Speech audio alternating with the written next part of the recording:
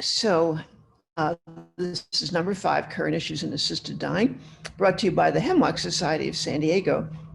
And of course, our motto, which has been our motto for a long time when Derek started the Hemlock Society, was good life, good death, and that's always what we're aiming for. Next. So in this hour, we're going to be looking at the laws in Canada, which have recently changed, the law in New Zealand, which actually hasn't gone into effect yet, the court decision in Colombia, which has been modified for the better, and we're going to look at Uruguay because we're not quite sure what's happening there, but it's quite interesting. We'll also hear from Dr. Philip Nitschke. Many of you know him from what we talked about in our second session, the law changing in Australia. And we'll talk about Philip later. And then we'll also attempt to rate each country's law, which is a very rough business, but happy to do it. And you can see all the previous presentations, which is Switzerland, Australia, the United States, and Europe, on our website, hemlocksocietysandiego.org. Next. So Canada, our closest neighbor, which has one of the most progressive laws, which to me is very interesting because they keep changing it. They keep having hearings of the health ministry and modify it according to what people seem to want. So just recently, it's been modified again, and it will be modified another 2 years. Next slide. So let's look at recent changes in the law, and this is a demonstration of people supporting the law, changing the law in Canada. Next slide. Canada is huge. As you can see, it's the same population as California in this huge area, which goes all the way up to the Arctic and from one ocean to another. So obviously not a densely populated country and a very progressive country. It certainly has been recently in our area. And special, take a look at Quebec. Quebec used to be one of the more backward states in the sense that it was predominantly Catholic, still is, but now in the area of the right to die, it's been one of the most progressive states. So when Canada changed its law in 2015, Quebec had already changed it a year before. And that's the kind of thing Quebec is doing, making inroads into more changes in the law. Next slide. So Canada has 10 provinces and 3 territories. Nice for you to know about our neighbors. I didn't know that either. It extends from the Atlantic to the Pacific and northward to the Arctic Ocean. It's the world's second largest country in terms of total area. And its largest population centers are Toronto, Montreal in Quebec, of course, Vancouver, Calgary, Edmonton, and Ottawa, with those 6 being the only ones with more than 1 million people. So if you're comparing it with, say, China, which must have 20 cities with more than 1 million people, this only has a few. And more than half of Canadians live in just 2 provinces, Ontario and Quebec. And I might add that Canada is very diverse these days. Canada accepts refugees very readily, and when you go there, you see people of all color, all nationalities. It's very refreshing, in my opinion. But considering that, how far they've gone with this law is quite interesting. And just incidentally, California and Canada have about the same population, about 40 million people. And they both passed laws permitting medical aid in dying in 2016. I don't have the exact numbers, but I would say that Canada's statistics are at about 10 times more than California's in terms of how many people use the law during that period of time. Next.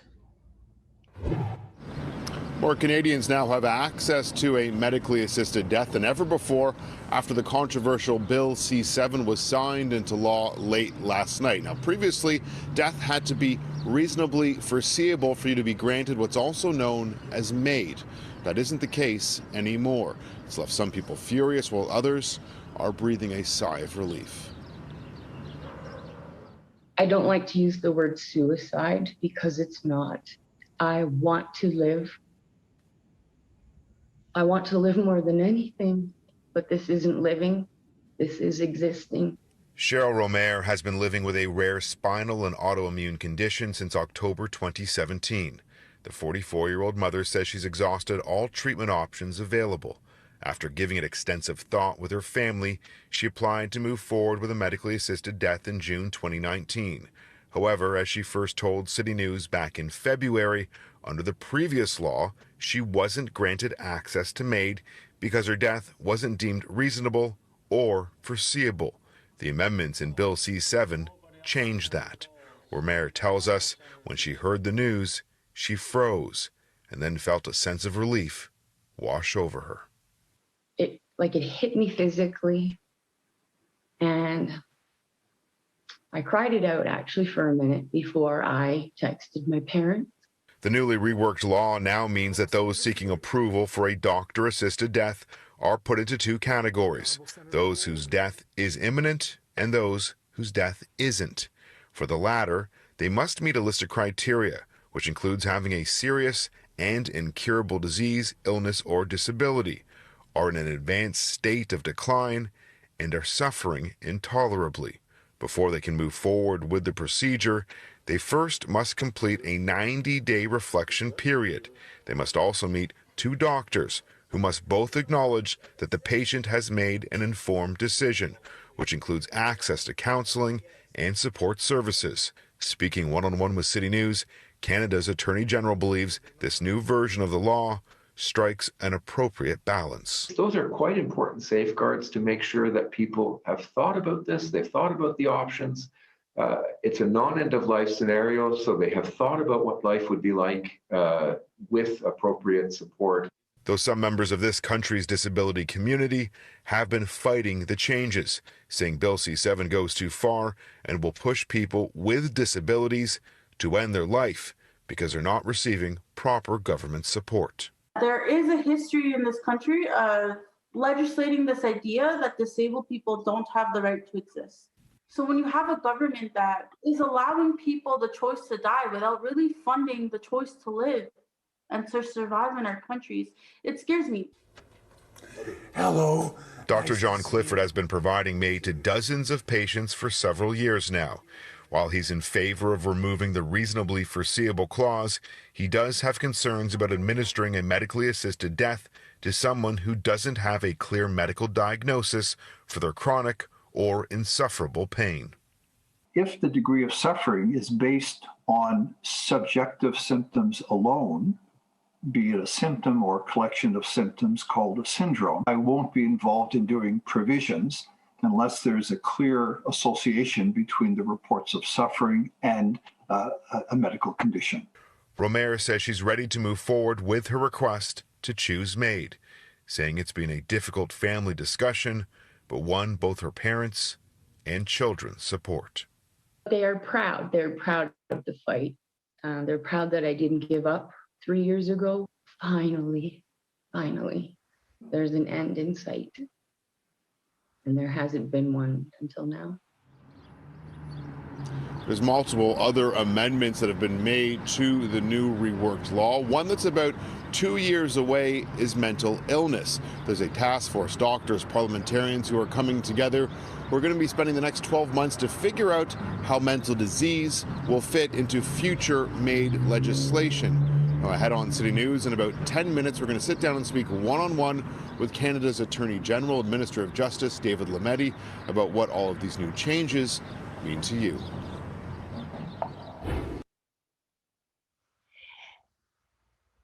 So that's very interesting, I think. A two-track system, I don't know anybody that has a two-track system And they have done away with reasonably foreseeable, which is a little bit like our terminal illness, but even harder to define. So that's gone. And thanks, by the way, to Quebec, which was the first court to object to that criterion of reasonably foreseeable. By the way, if you want to watch Dr. Stephanie Green explain this law in a slightly different way, go to our archives, our past meetings where Stephanie is a speaker, I think about 6 months ago. But this is another version of it. So two-track system means that death does not have to be reasonably foreseeable, but if it is, then the skids are pretty greased to that end. A person can get a lethal injection and no longer be competent by signing a prior waiver. This is very important, folks. Not very many places have this. In other words, you make your request and you're competent, you have capacity to make the request. But as the time wears on, and this is not indefinite, but it's I think a probably limited amount of time, you no longer are competent to, well, in our country, it has to be to swallow the medication. That's not true in Canada. But in Canada, you would ordinarily have to be competent to say, I want this lethal injection. You no longer have to be competent if you sign this prior waiver, which means that if you have dementia, you can lapse into a demented state and you can still get aid in dying, which is a very important provision. So for deaths that are not foreseeable, which could be dementia, could be any number of ALS or sicknesses that don't end in death soon, then there's a 90-day waiting period. That's going to be very interesting to see how that goes. You have to be in an advanced state of decline. So you have to have the symptoms even though you're not immediately dying. You have to have unrelieved suffering. And again, that's a very subjective criterion that only the patient can decide. You have to have access to counseling. Now, this is something new. The requirements for counseling, and it's going to be interesting again to see how it works out. The person who is an expert, though does not have to be a specialist. And that's going on in Australia. They couldn't decide in many of the states now whether the person should see a specialist in their field or just an expert.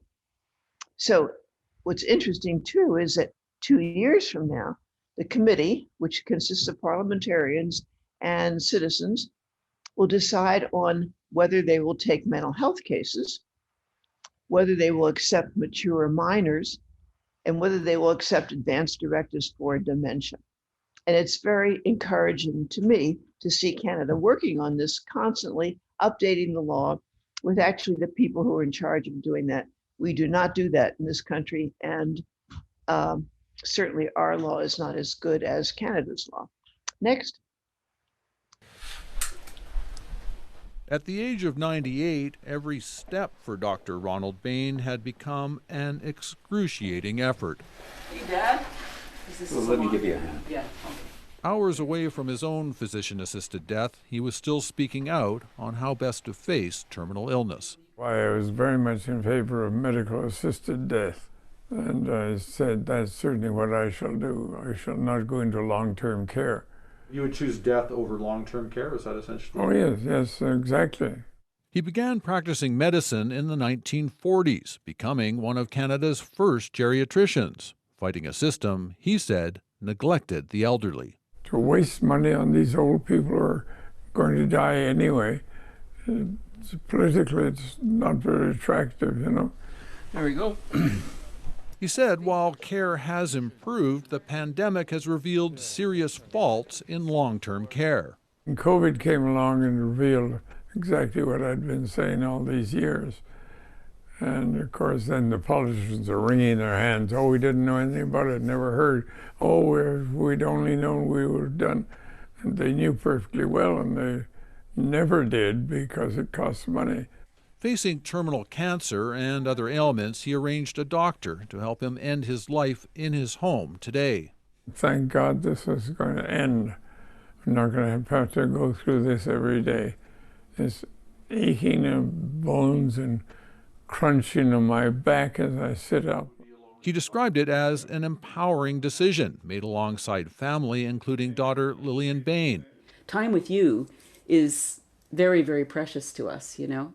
A health policy professor. I mean, you're sitting here talking to us and you're still so vital. And we just want to pull all of those gifts of love and generosity out of you. And we just want to keep having that. So it's really hard. That's the dilemma. On the one hand, we want to keep you with us because we love you so much and we know you love us, and we continue to grow and learn from you all the time, every day. What's it like hearing that from Lillian? No, I can appreciate that, but of course, I'm going to die anyway, you know. It's not as if we're talking about cutting out 20 years of my life. To him, an assisted death simply made sense. Delighted.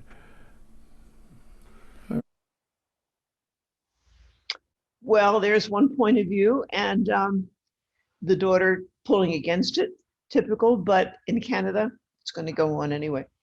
So next we go to the other end of the world, New Zealand, and a referendum that just happened there following legislation that just happened there. Next slide. So New Zealand is an island country in the southwestern Pacific Ocean, in case you didn't know. It consists of two main land masses, North Island and South Island, and about 700 smaller islands. So it covers a large part of the ocean, but not very much. And it's got a population of only 5 million people. They speak English and Maori, so about 70% of the population is Maori, and 15% is Asian. So it's a little bit of a diverse country. Next. This is my favorite politician in the world, Jacinda Ardern, the Prime Minister of New Zealand. She's ultimately reasonable and tolerant and progressive, and a few other things I could say about her that I admire. So there is New Zealand, just this little dot in the Pacific Ocean, not too far from Australia, but Australia is a huge landmass and New Zealand just a small place. Next.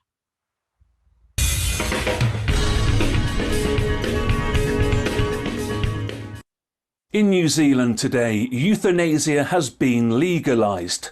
With just over 65% of the vote in a referendum, voters brought the End of Life Choice Act into law. The End of Life Choice referendum has been won, 65.2%.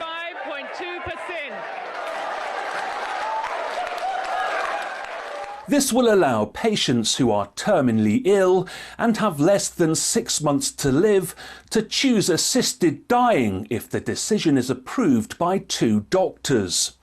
Supporters of the euthanasia have praised the decision as a victory for compassion and kindness.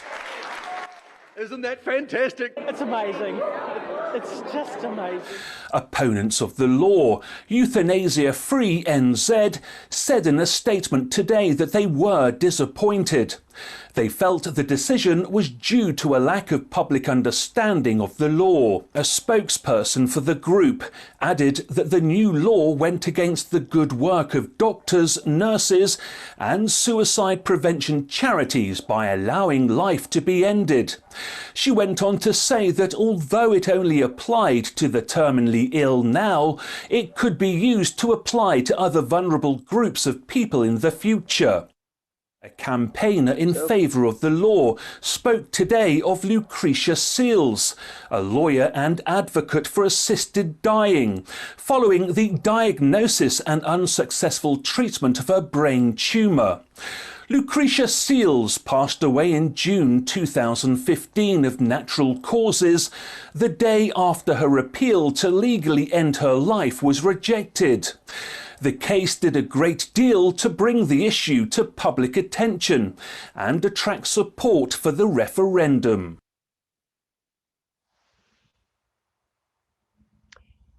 So that's New Zealand. If that has a familiar ring to it, it's because, of course, New Zealand consulted Oregon before they before they even made up a law.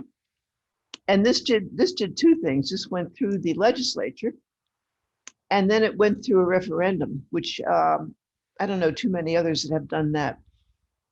But unfortunately, it has the same limitations as the Oregon law, and that is a person has to have 6 months to live.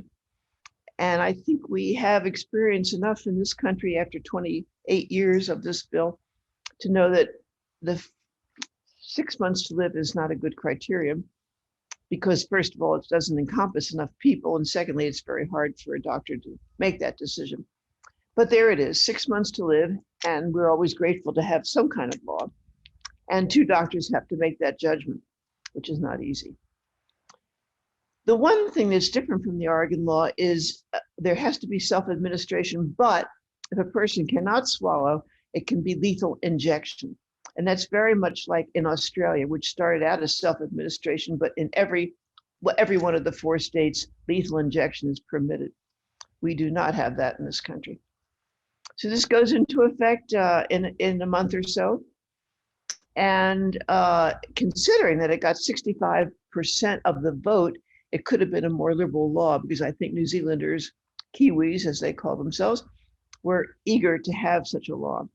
And there had been a lot of groundwork laid, as you'll see in a minute. So it remains an offense, and I'm not sure what this is going to mean, to incite, procure, or counsel and aid and abet someone else to commit suicide, regardless of whether a suicide attempt is made or not.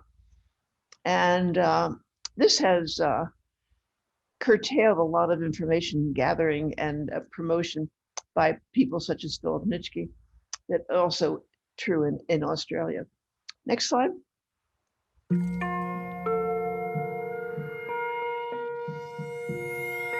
And there are no questions off limits, by the way, just whatever works for you. Yeah, no, when you've been through all the shit, it all suddenly it vanishes into, its perspective goes from here to down to there. You know? I'm Stuart Armstrong, I'm 60 years old, and I live in Lincoln, just out of Christchurch. I was noticing that I was getting really tired, actually, all the time, and I thought, I'm fit, what the hell, why am I so tired? I got my blood test done because Dad had prostate cancer before me. They call it life-limiting cancer. It's the old word is terminal cancer. Just tell her what it bloody is, you know. You know, how many horses, I mean, I know there's some good ones and there's some good people that handle them, but I don't know how many that have had, you know, where you can put your arms around and smell them, and the loss of that future just hits you like a mallet. It really does. We've done the chemo, done the surgery, but nah, you know, you're going to die. So I go to bed and I wake up in the morning. I go, oh, right, what's on today? Ah, shit, that's right, I'm going to die. You know, it's kind of confronting because you suddenly see the potential of life just not being what it was anymore. You know, no grandchildren, no walking your daughter down the aisle. What's been the thing with you that affects you the most about the position that I'm in? How does it impact you?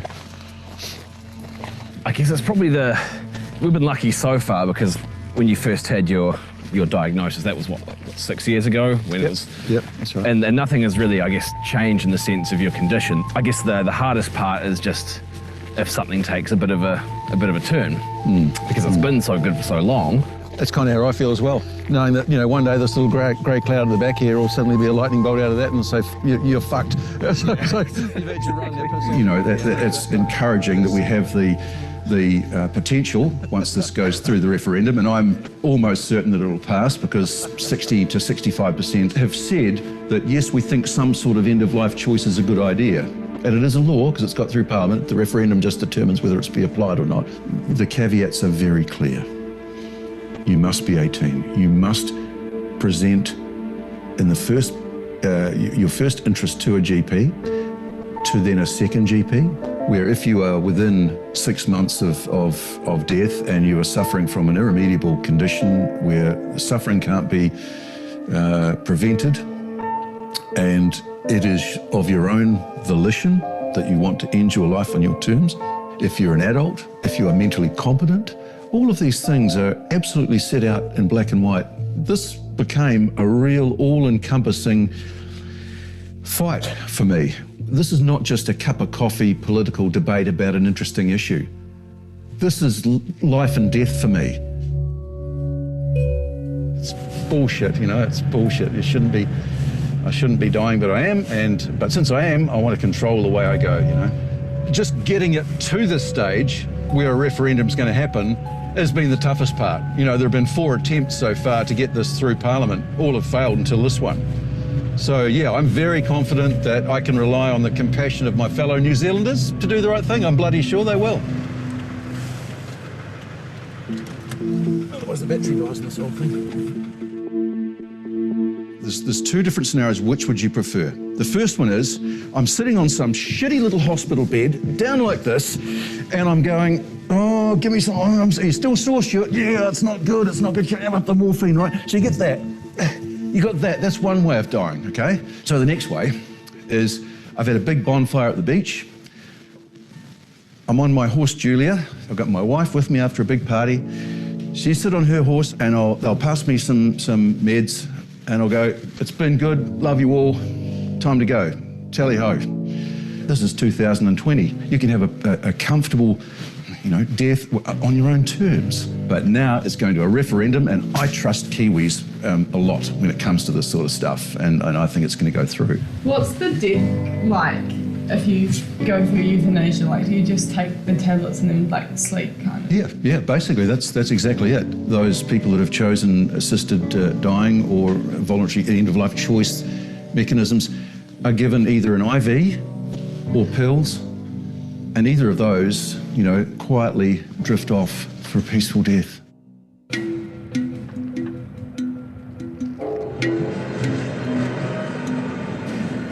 Yes, I'm up in Auckland. I'm in a nice hotel, getting ready to go down next hour or so to the ZB Studios and take part in a 4-person panel debating the issue of this very important referendum, the End of Life Choice Act.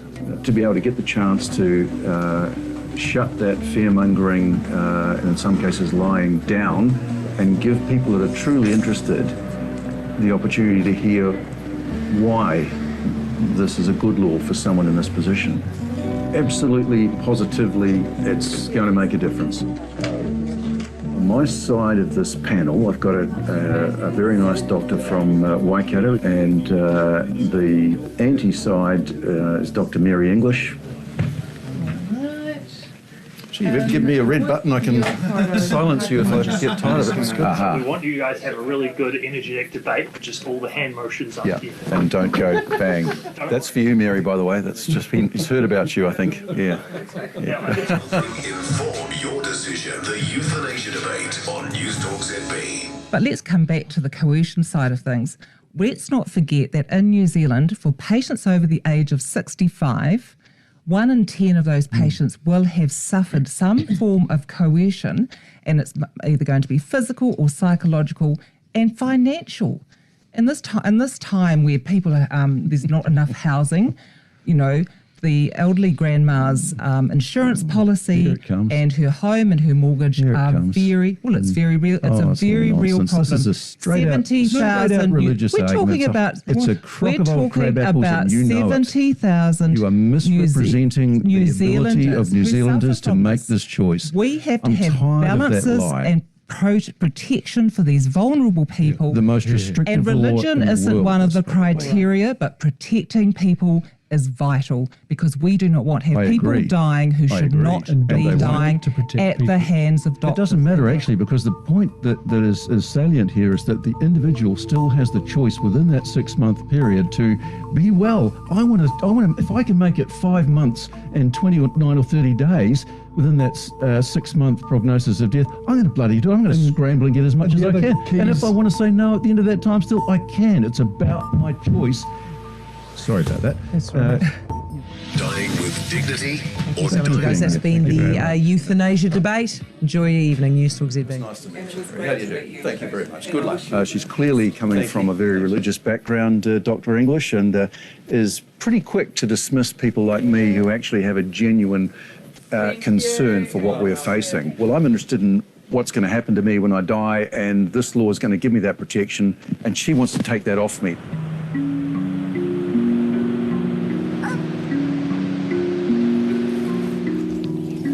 If you don't believe in this law for you, you are welcome to vote against it at the referendum, but it doesn't actually affect you. It's a law that lets people like me have a nice and more peaceful passing, which saves a whole lot of suffering, the family, the individual. You don't have to do it. It's end-of-life choice. If you don't want it, don't use it.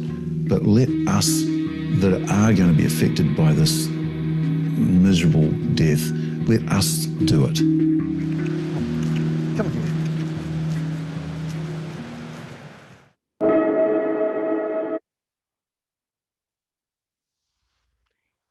Okay, so that is a Kiwi speaking. They're very forthright. There was one slide with the three sort of heroes, I would say, of New Zealand. One is Sean Davidson, whom you may have heard speak in another video from New Zealand, helped his mother die, served a 6-month suspended, not house arrest. Another one is, never mind, a woman who helped her mother die, and she also served time. She served time in prison. And then Lucretia Seals, an attorney who wanted to die because of her disease and was not able to. And these three people, like every country has their heroes, their terrible cases. And those are the cases that actually move the body politic to change the law, as in our case, Brittany Maynard. Okay, here's Colombia, a very interesting country, especially the way they have handled this situation. Next.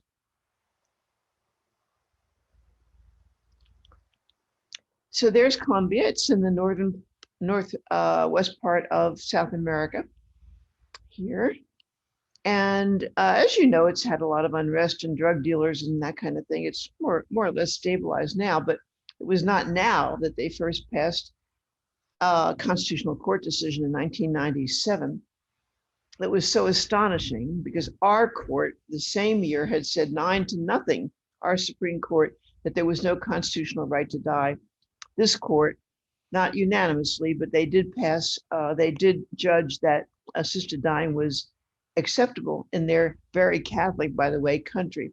So there it is. And there it is on the map. I have to say that part of what happened here was there was a very brilliant woman, a Colombian woman who lived in New York for a long time, got active in Planned Parenthood. Her name was Beatriz Gomez. When she came back to Colombia, she got very interested in the issue of euthanasia, assisted dying, and started an organization that became the Colombia Right to Die organization. And they kept a big library. They were right in the capital, Bogota, and the Chief Justice of the Supreme Court, of the Constitutional Court, came by her place to find out what the story was. She informed him, she gave him books, and out of that came this brilliant decision in 1997, permitting aid in dying. We'll talk about it in a second, the details. Next. By the way, the head of the Columbia Medical Society was also outspoken in his defense of assisted dying. So here it was, 1997, a 6-3 decision in this Catholic country.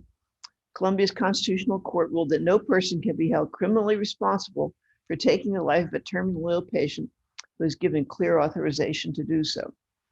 Now, we really don't know anything about how this law worked, because as many other court decisions, there's no regulatory provisions here. So we really don't know whether 1 person, 10 persons, 100 persons ever used this decision or are ever using it now. In 215, this is another thing like the Canada law that helps people who lose consciousness. So in 2015, again, family members need to prove that their loved ones have expressed their desire to end their life, being in writing or by means of audio and visual. This is very important because, again, very many people in our country all the time are not able, especially in our country, to swallow the medication, or even in Canada to competently accept a lethal injection, commonly requested. So here in Colombia, you can make that request early and still get aid in dying. And then in 2018, Colombia passed a resolution permitting euthanasia for children, which only, as far as I know, happens in the Netherlands and Belgium. So they have a three-part provision: children 7 to 12, parental consent is required, in addition to the child's request, of course. Adolescents 12 to 14 may also obtain euthanasia with the consent of their parents. Children 14 or older may consent for themselves without any parental agreement. And you may think that's unnecessary, but actually many children get interminable treatment, which is torture for them, and they would rather make the choice to end it. Next slide.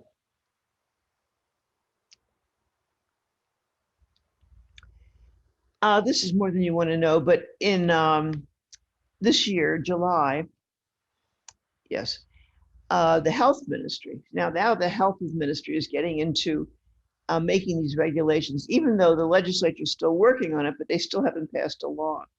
So this is Resolution 971, and essentially repeats the provisions that were there before.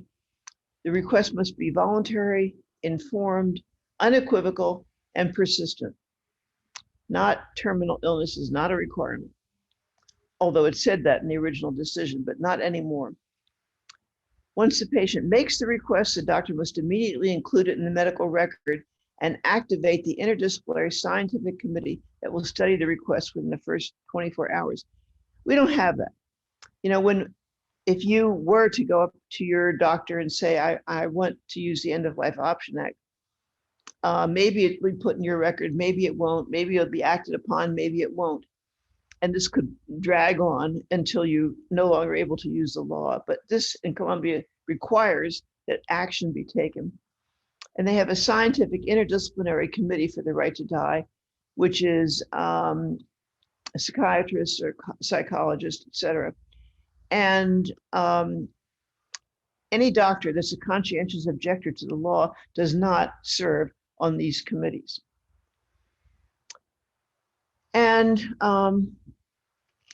so the opposition says, well, of course, the state has the responsibility to remove the suffering of the human being, but not to, of course, not to end the life of the human being who suffers. Oh, how are they going to do it exactly? Anyway, that's Colombia. It's a very forward-thinking, not so much country, but the Constitutional Court has been sort of the leader in this, and the leader in South America, and in fact, the leader everywhere, because this was first enacted in 1997. Next.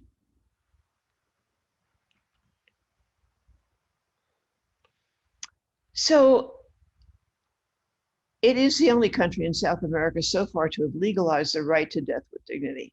And that's generally conceded, even though we're going to talk about Uruguay in a second.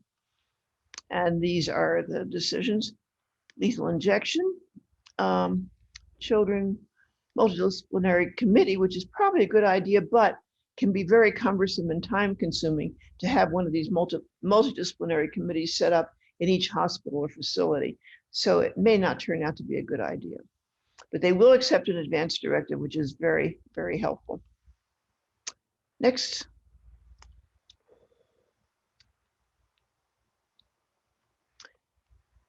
Here's the other country in South America, Uruguay, which next is a very interesting country. In case you don't know it, I'm going to tell you all about it because it's so interesting.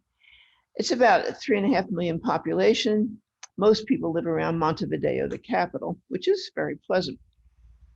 It's, I have a map somewhere.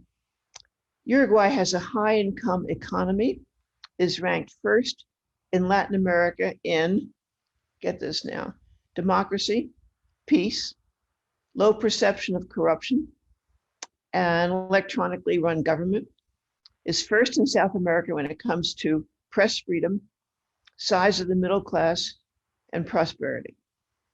You all ready to hang out in Colombia? I mean, in Uruguay, I would. It's a very nice place. I was there a couple of years ago. Uruguay is regarded as one of the most socially progressive countries in Latin America. The country has legalized cannabis, same-sex marriage, and abortion. And I think you would argue that they also legalized aid and dying, but it's a little bit ambiguous. Next. So there it is. And this got this beautiful coastline here. And there's the capital, Montevideo. And that's where most of the people live. Lovely place. Brazil, Argentina, nobody else has done what Uruguay has done. Next. Now, this is for you to memorize, and there'll be a quiz later on. But basically, this is not a law. It's a proposal that has been put into Parliament, which would regulate the law. There is no regulation now, just as there is very little regulation in Colombia, or any place where there's a court decision, there's very little regulation. This is an outline for how it could work in Uruguay. It's not the way it works yet, and it's pretty good. Next. By the way, it was the skeleton of it was dreamed up by a Uruguayan Right to Die Association, which is very active, even though it's only, I think, 9 people in it. So they did, the Medical Society of Uruguay did a survey in 2020 about the attitudes of the population toward euthanasia and assisted suicide. Get this, 68% of the respondents were in favor, while 14% is not opposed to euthanasia performed safely. That's whatever that is, almost 100%. This is even better. The position of Catholics is remarkable. That is, 83% of Catholics supported this. Are you impressed? Anyway, this is the new Right to Die organization, and they have made some public statements about this. Next.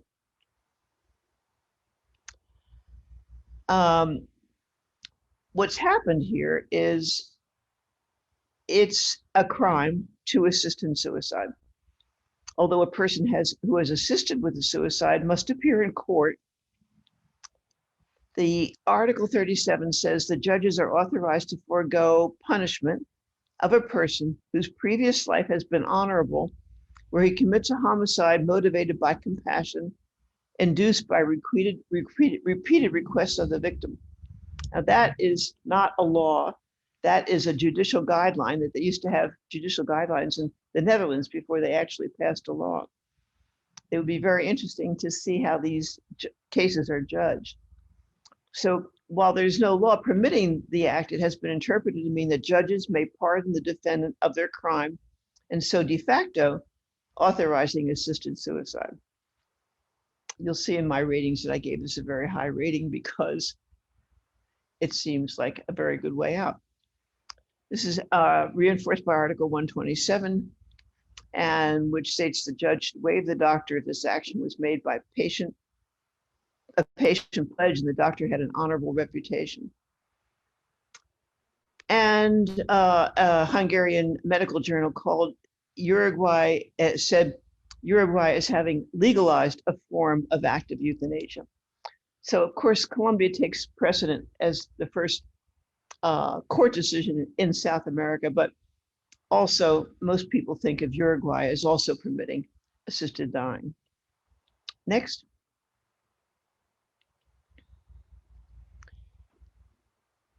Now to a completely different subject. So what we looked at here was for laws, court decisions, referendum, whatever. Here comes Philip Nitschke, and you may remember Philip from 1996, where he became the first doctor in the world to help a person die under the law. And this was in Australia, in the Northern Territory. The first law in the world was the Rights of the Terminally Ill Act, which, if you don't remember, it's part 2 of our sessions here. And Philip was the only doctor in Australia that would help, because the other doctors would sit on their hands, they would not participate. Philip was a doctor in the Northern Territory. He's now living in the Netherlands because Australia finally ran him out because they found him to be too much. That's not technical. Okay, next. So there's Philip. Those of you who were at our 2013 last of the National Hemlock Society conventions at the Bahia may remember seeing him there. He got a standing ovation.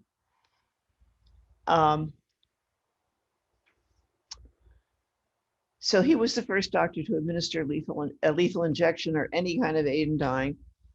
And it was, the law was passed in 1995. He helped 4 people in 1996, and then it was rescinded by the federal parliament in 1997. He's been at it ever since then. Next. He's campaigned for assisted dying since then and has now living in the Netherlands and is head of a group that he founded, Exit International. He's written 2 books, Killing Me Softly and The Peaceful Pill Handbook, which is now an ebook. And if you want to know more about it, you can go to Exit International website. Here he is on YouTube expounding his philosophy. I apologize because the audio here is not as clear as it should be, but it's important to know what he stands for or stands against, I guess. Next.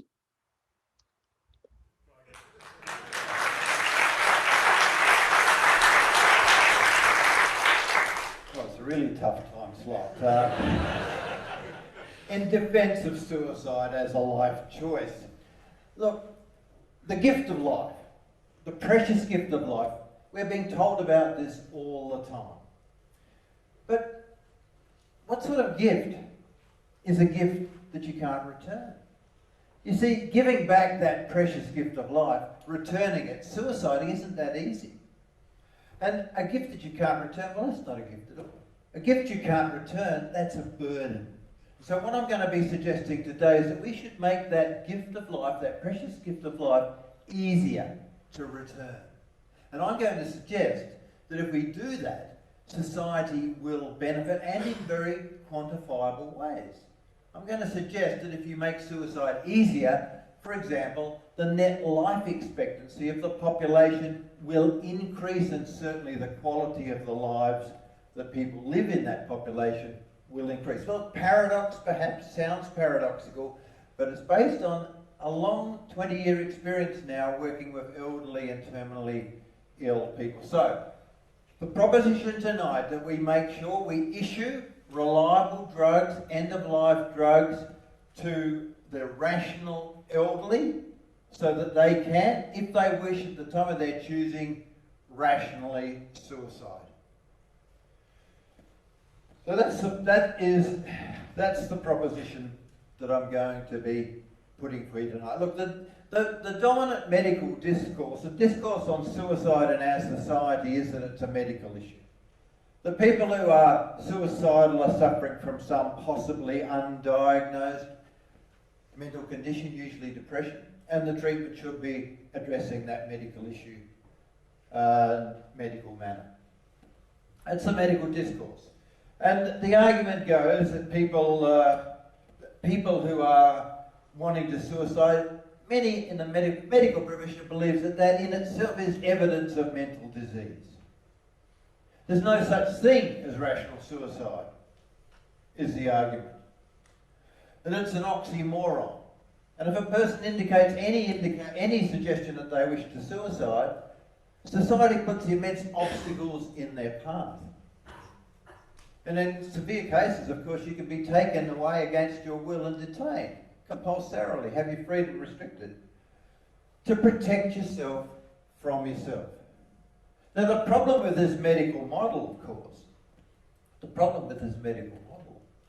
is that there's a growing amount of evidence that people who want to end their lives do, in fact, have medical capacity. By medical capacity, I mean they do have the ability to make decisions in their best interest. So much of the suicide by people is rational suicide, and it's the rational suicides, people who know what they're trying to do, that I think our society should be supporting. Now, in a sense, the law agrees with this. You see, suicide's not a crime. As far as the law is concerned, you can go home tonight and kill yourself. The law doesn't care. It's not a crime. Now, there is an additional or an associated piece of legislation, though, a law which makes it a crime to assist a suicide. That is indeed a crime. In fact, it's a very serious crime, not just a slap on the wrist crime. Assisting a suicide can attract savage penalties indeed. In fact, in the enlightened place where we all live here, in the Northern Territory, the penalty for assisting, that is helping someone to do something which is lawful, the penalty can be life imprisonment, the most savage penalty the state can issue. And there's a paradox here, you can see it straight away. And you can see the consequence. If we outlaw to such a degree assistance to suicide, well, people can't get assistance, you can't get information about this lawful act that you may have rationally decided to pursue. And so what will happen then? What will happen, of course, if you can't get assistance is that people feel isolated. When they are isolated, they become anxious about it and they become desperate without information. And desperate people do desperate things. And it's no surprise that the commonest method used by the elderly, 2016, the commonest method used to kill themselves is by hanging. Surprising? Well, not really. You don't need to know anything to hang yourself because you can't get information. You don't need to know anything, and rope is certainly available. And by hell it works. Hanging works. But it's a grim and a horrible death, and I think it's a statistic that our society should be ashamed of. But it's there. Now, what if the American psychiatrist Thomas Sass was right in his essay, The Untamed Tongue, in 1990, when he wrote, "Suicide is a fundamental human right, and it's one that society has no moral right to interfere with." So individual agency over suicide, it's not exactly a new idea, but the real question is, how do we give practice to this right? For example, with the introduction of voluntary euthanasia or assisted suicide laws or legislation, would that be the answer? Well, no, it wouldn't. And let me explain why. Look, 20 years ago, and it is exactly 20 years ago, I worked with a piece of voluntary euthanasia assisted suicide legislation here in the Northern Territory. And what those laws, that law and subsequent laws that have passed around the world in the last 20 years do, is that they effectively look at a person who is just about dead. It's such a severe degree of illness that there's no turning back. And if they are just about dead, the medical profession are invited in to assess them. And if they are just about dead, the medical profession gets the role of gatekeeper. Gatekeeper to decide if you get permission to go ahead and get help to die. And I used that law. 4 of my terminally ill patients sought permission from me, the doctor, to take that step.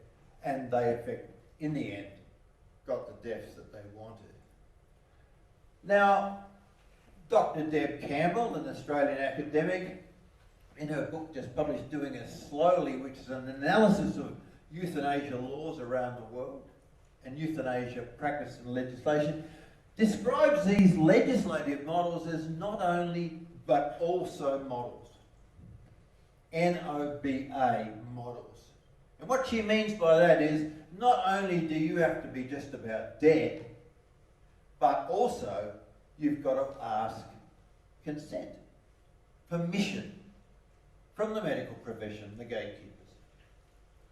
Now, models like this trash the concept of suicide being a fundamental human right. A fundamental human right is not one you go off and ask permission from your doctor for. And on top of that, these laws don't work particularly well in any event. They don't address many of the situations that people find themselves in. What if you are not quite sick enough to make the cut. You're disenfranchised from using such models.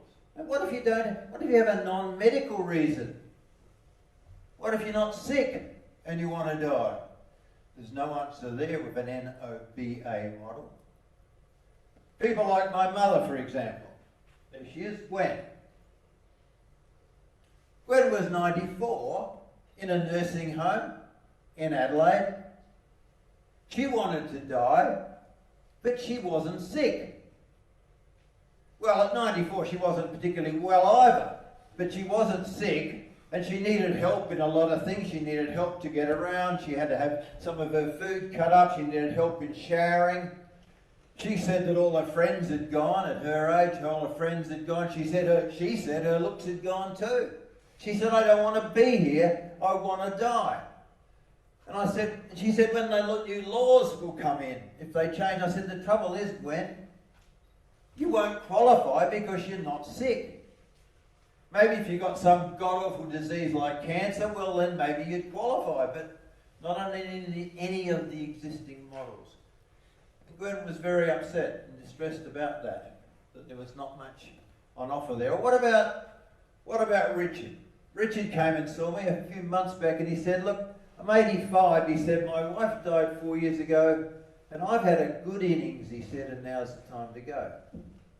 I said, Richard, you wouldn't qualify if the laws changed. You're not sick. See, that's a social reason for wanting to die. And David and Carol. Oops.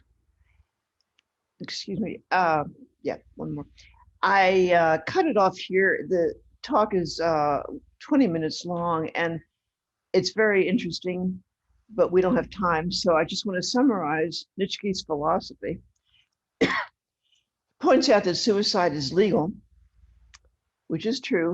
Assisting is a major crime. By the way, that's not true in Switzerland, but anyway, suicide is legal, assisting suicide is legal. 2, there are rational reasons for wanting to end your life besides serious illness, for example, old age, wanting to die with your spouse, etc. So there are other reasons except being seriously ill for wanting to end your life.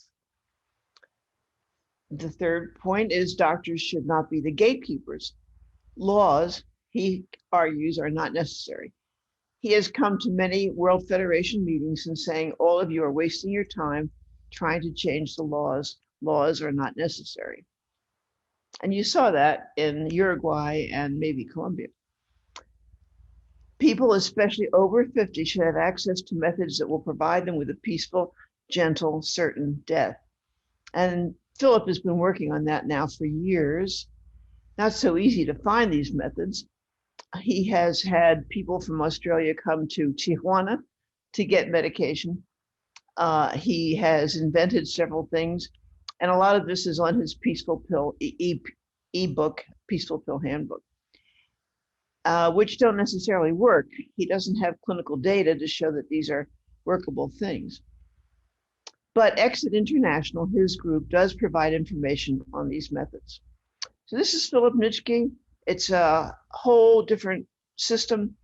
Nobody's trying to change the law. There's no laws involved. It's just people, whenever they want to, should be able to end their own lives, and especially people over 50.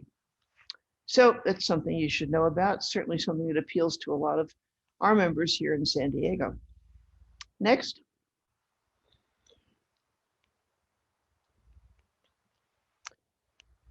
Okay, I am going to try to rate these systems. And this will only be up until the end of this month because, as you can see, laws are changing all the time. Not fast enough, but still changing all the time. So in 6 months from now, we'll probably have a new rating system. And this rating system is something you can certainly take issue with. I do not have any pride of ownership in it. It's based on my reading of available materials, which are not plentiful. The World Federation of Right to Die Societies has a very good website, which is very helpful. There are a lot of good websites on YouTube, but they're not always in English and not always translatable. And these ratings are also based on what I think would be a good, inclusive, uncomplicated law, which is, again, not everybody's cup of tea. So I was the founder of the Hemlock Society of San Diego, and I would like to hear from you about your changes, your corrections, your additions, as far as this rating is going. I like the idea of a rating, but I don't particularly like my idea. And I do want to thank the World Federation of Right to Die Societies for keeping track of the world developments and bringing us all together more or less every other year. Next year, as I mentioned before, we'll be in Canada. So I hope to see you all. We don't know when, we don't know where. Next. So there are 13 countries as far as I can tell. And this is my rating, but we have to see the next slide to understand what it's based on. So next slide, please. Oops, I don't know what the first one is. I think the actual, I don't know why we have a black line here, but the actual presence of an assisted dying law gets 1 point. Like, no matter how flawed our law is in the United States, or 10 countries in the United States, 10 states, it's still a law, and many of us have benefited tremendously from having just such a law for assisted dying. Another law that takes physical suffering into account gets another point. A law that takes terminal illness into account, that's another point. And again, that would be the United States, it would be New Zealand, as you just heard. Some of the states in Australia require terminal illness, but it's not 6 months, it may be 12 months. So again, that makes it a little hard to rate. But you get another point for non-terminal illness, which to me is more important. Anyway, that's my opinion. Psychological suffering has now been added to the laws in, of course, Netherlands, Belgium, and Spain. I can't remember anymore, but some of these other laws that we have gone over in the past now include physical and psychological suffering. Canada, for example. A law that helps people with dementia gets another point. And again, the Netherlands and the Belgium and Luxembourg are those 3 countries have a law for dementia. Canada now has a provision so that if you become demented before you get your lethal injection, you can still get it through an advance directive. So there's a lot of ways to do this, and it's very important that it be done. We do not have a provision in the United States for dementia at all. After the person loses capacity, can they still get aid in dying? And again, Canada has this provision, and I think, I can't remember now, but a few people do. So you are evaluated for your capacity, but if you don't still have capacity when the lethal injection is being administered, you can still get it if you've filled out an advance directive or a videotape or something like that. Colombia has it. Self-administration, you get a point. We have self-administration in this country, which is better than no administration at all, but definitely not as good as lethal injection, which is you get another point. I'm not weighting these. I mean, in my opinion, lethal injection is 4 times better than self-administration, but I didn't put that in there. In most jurisdictions now, only doctors can help you die. In Canada, physician's assistants can help. In New Mexico now, I didn't separate this by states in the United States because they're basically all the same, but now in New Mexico, I can't remember whether it's physician's assistants or what, but they can also provide an assessment and provision of help in dying, which seems to me plus. Apparently not true in the Netherlands and Belgium. It has to be a doctor. No residence requirements. I'm all for that. And apparently the only place where that's true is Switzerland. It may be true in Uruguay. It may be true in Colombia. It may be true in Germany where there are court decisions without it being regulated. So we don't really know. Short waiting periods. For example, in Hawaii, there's a 90-day waiting period. no, 20 days. I'm sorry, 20 days. And the second track for Canada is a 90-day waiting period. In California, it's a 15-day waiting period, unless we pass SB 380, and that will make it shorter. So the waiting period is very important because it's so easy to lose confidence when you've made this request and then you have to wait a long time. Little paperwork to me is an important criterion. I think many of our doctors are reluctant to participate in the End of Life Option Act because there's so much paperwork to do. It's not extensive. There's more paperwork to do in places like Tasmania, where the law is so complicated. But the little the better. And of course, when you have a court decision, like in Colombia, like in Uruguay, hey, no paperwork. There's only, you may have noticed, Colombia, Belgium, Holland, accept minors for euthanasia. It's very important. I mean, it often happens that some children are suffering horribly with the diseases they have, with the treatments they have, and they want to die, and there's no provision for that. But in these countries there is, so they get a point. The only place I know that specifies body donation as a part of the euthanasia is Canada. I think it's a great idea. We polled our Hemlock members a long time ago. They also thought it was a great idea. And whether it happens or not, I don't know. But in Canada, it's part of the statute that you can donate your body after a lethal injection. These objectors are primarily doctors, sometimes nurses, sometimes hospitals, sometimes facilities, which object to aid in dying. And in most situations, they do not have to make a referral. At Kaiser in the United States, they do. Of course, Kaiser's not all over the country. And in maybe a couple of other countries, they do. I can't remember which ones. But otherwise, they just block the whole thing and don't make a referral. And there should be fair monitoring. I think the law in the Netherlands and Belgium are pretty fair ways to evaluate it. In the Netherlands, we have these scan doctors, second opinion doctors, and they're pretty reasonable. I think it's legitimate. Unlike Philip, I do think it's legitimate to have some way of monitoring this. And some places have fair ways of doing it. Some places have extremely complicated ways of doing it. The states in Australia that have gotten these laws, some of them are 176 pages and they're way too complicated. Okay, so back, if you would, to the previous page, when we look at these very rough scores. No, the previous, there you go. I don't know how to explain this except to say that I gave Uruguay a lot of points because it seemed like a fair, honest way to do it, but obviously there's no regulations there. The Netherlands and Belgium, of course, score very high, and Luxembourg, because they have really gone almost as far as they can go, with a few exceptions, like what to do with conscientious objectors and things like that.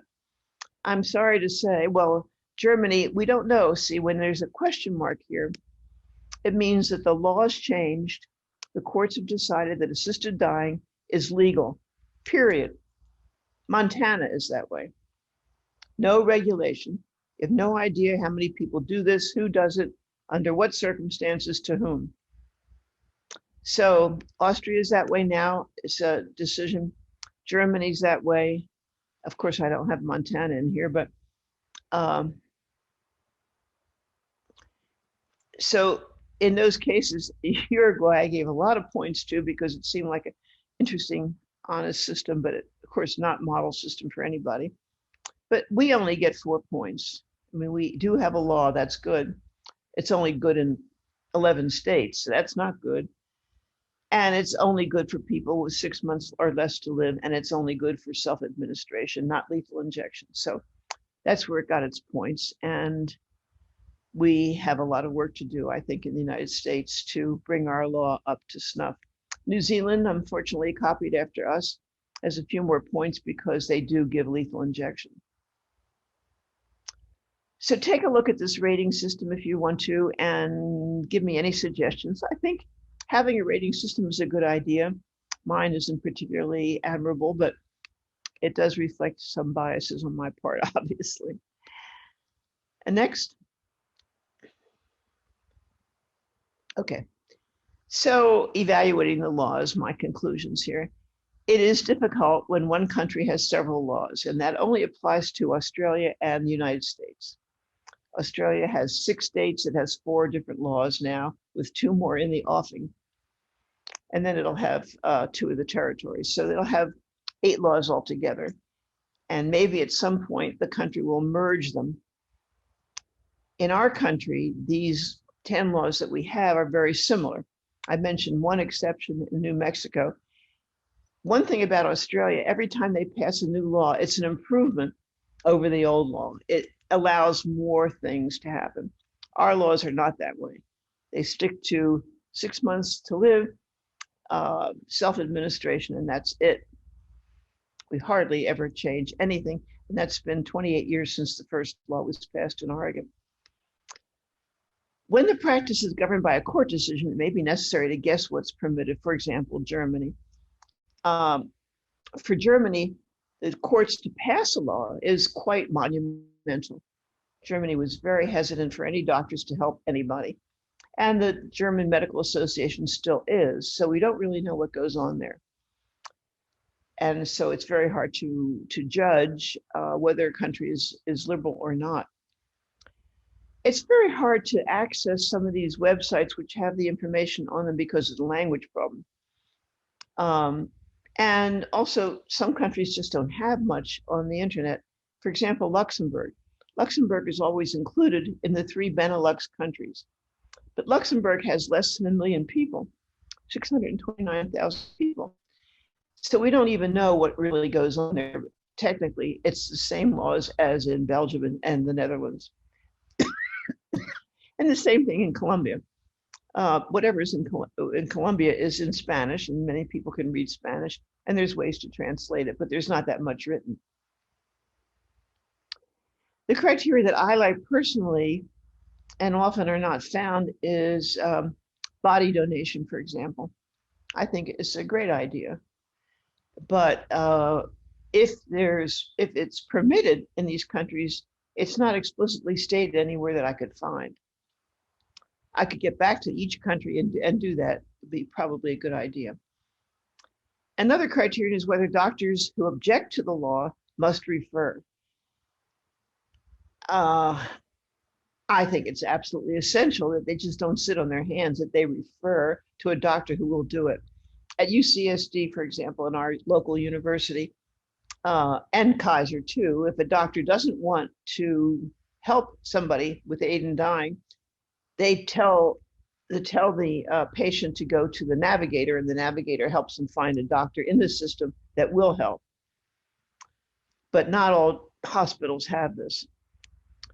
And some criteria are subjective, like what I think is a short waiting period, maybe 15 days. Somebody else would think is a long waiting period. Under some circumstances, it would be long.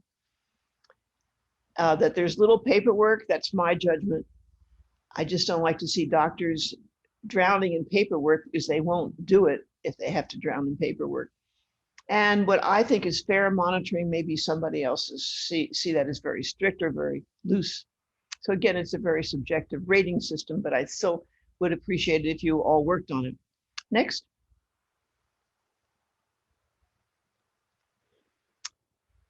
Again, my preference in a good law is for it to be inclusive and easy to use as possible, not with no restrictions.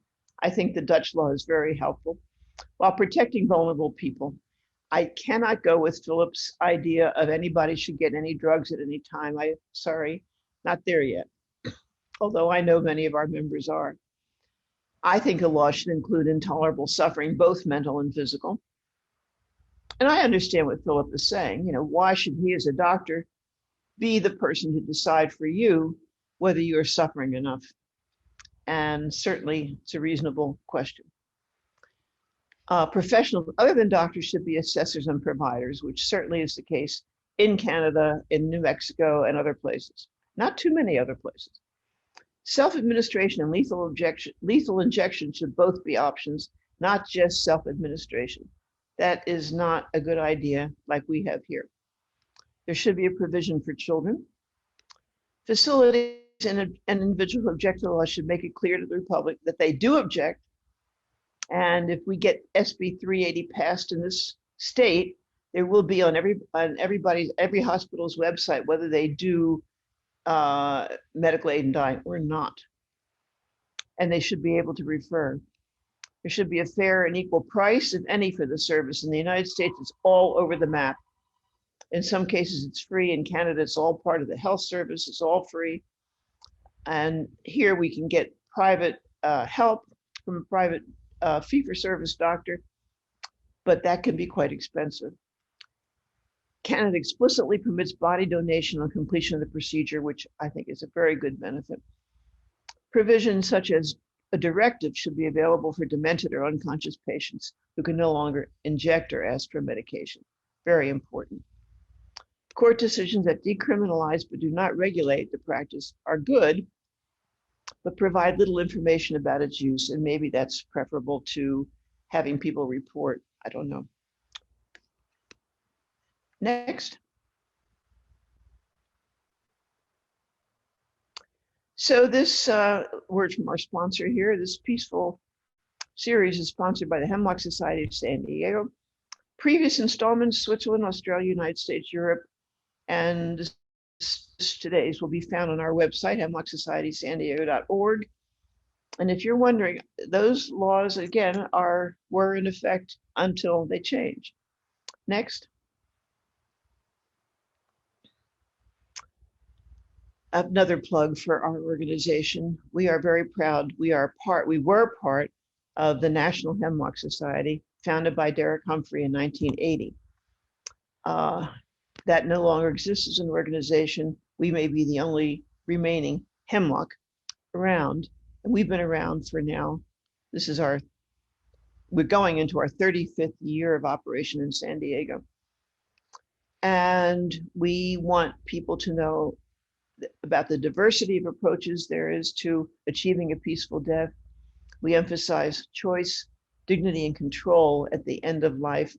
And those options that give us those things are the ones we tell people about. There is no charge for this series or for our other programs. You can view all of these on our webpage, hemlocksocietysandiego.org, where you can also join or donate. Please donate. We do appreciate it. We are entering our 35th year and survive through your memberships, donations, and legacies. Please help us to continue to spread our message. Next, is there a next? I'm not even sure. Yeah, there we are. So we ask you to stay around and join the discussion. And this is from me, Faye Girsh, and Ken Watson, the technician back there who's about to turn 100 in 3 weeks. So please let me know if any additions, changes, comments, or corrections on any of this stuff. I'd like it to be kept up to date. It'll be in our archives. So thank you, and let's hear what you have to say. Everybody who wants to say anything can unmute.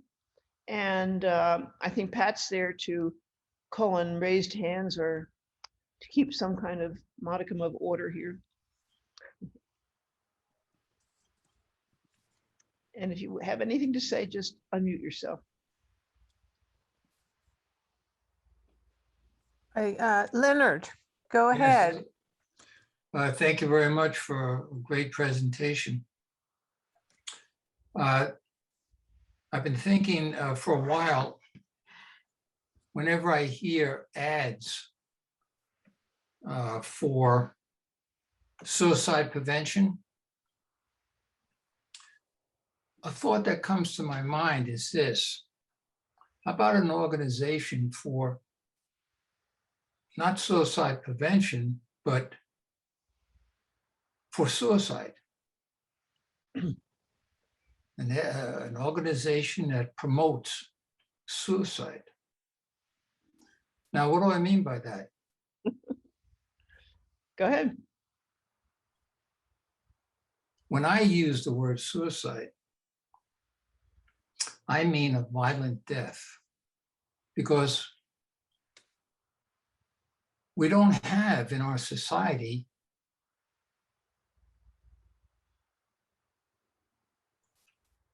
a way to exit compassionately.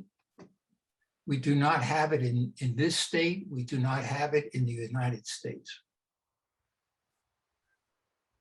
Passionate. What would happen if there was an organization that promoted suicide, that provided as a contrast to organizations that help people to avoid suicide prevention, right? So I don't know, it's just a thought that I have, and I don't want anybody to have to end their life by suicide. What I want is for people to end their life in a compassionate way, supported with their loved ones and their family. That's what I want. But we're a long way from that. We think of suicide as an impulsive, violent, alone act. That's what it is. That's what it is. And I would argue that perhaps if we encourage that as a way to end a life, that maybe there'd be a backlash that would make the reality of suicide and the horrors of it such a reality to many, many people that maybe there'd be a stronger movement towards compassionate, humanistic way of ending life. That's just a thought when I hear these commercials. That's all. I'm just sharing that with people who are like-minded in terms of what we really want. Thank you. The most controversial thing you could have said, Leonard. There's certainly a lot to be said for it. I mean, Ludwig Manelli, who was the founder of, still is the founder of Dignitas, has said that his organization prevents suicide because it gives people a civilized way to die, even though there's a lot of paperwork and it's expensive to get there and it's expensive to do it. I always dreaded that we ever become a society for suicide on demand. I don't think I could handle that as a psychologist, former psychologist. I've prevented a lot of people from killing themselves, and I'm very glad that I did. And Philip can argue that it's anybody's decision to make, and all you need to do is give them the means, and that's sort of what you're saying, Leonard. I don't know, but anybody, let's hear what other people have to say. I see that Wendy has her hand up. Hi, Wendy. We're old friends. Hi, great to see you. Yeah, I was going to say regarding the term suicide, it's so tainted at this point that I worry about trying to promote methods of suicide. I think that term is just so unacceptable to people. Compassionate end of life, I don't know what the right term is, but suicide seems awfully loaded to me. I recognize that people can be approaching suicide for reasons that are probably not the best, such as a temporary depression or anxiety. But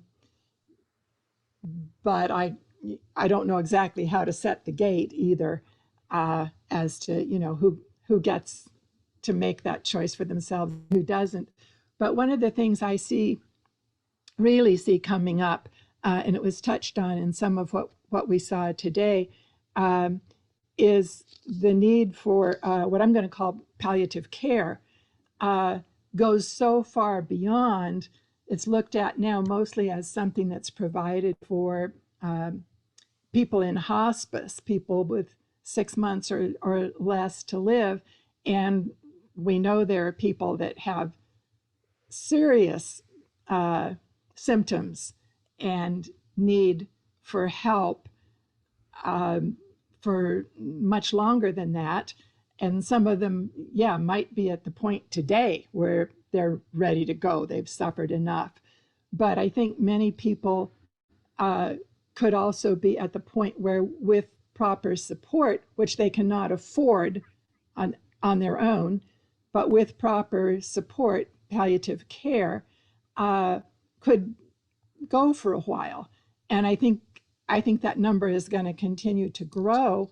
And so on the one hand, we have people saying, no, people should not be allowed to kill themselves. But yeah, there isn't nearly enough support for people who are in really rather dire straits due to age or due to illness, and might linger for a number of years, who could and might want to, because they have family and relationships, and it's worth it to them.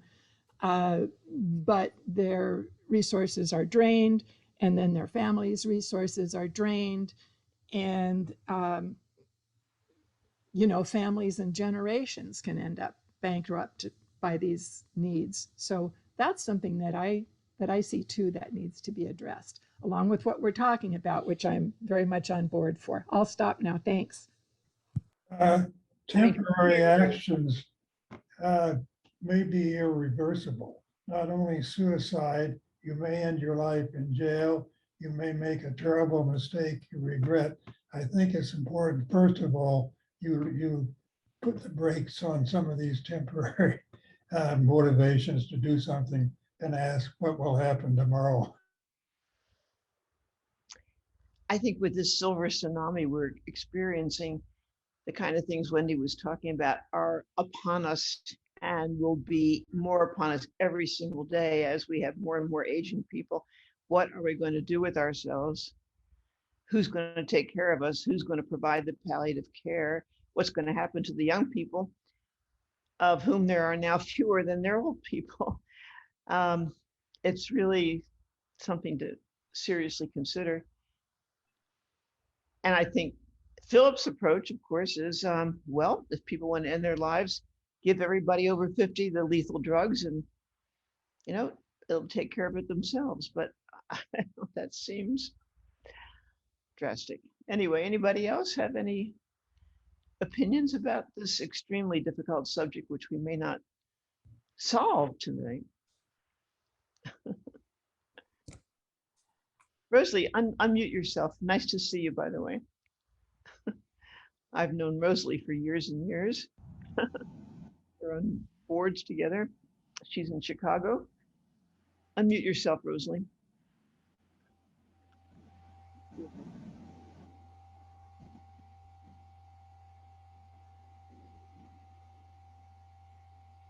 Rosalie was a woman who used to swim in the Great Lakes in Lake Michigan. Here she is.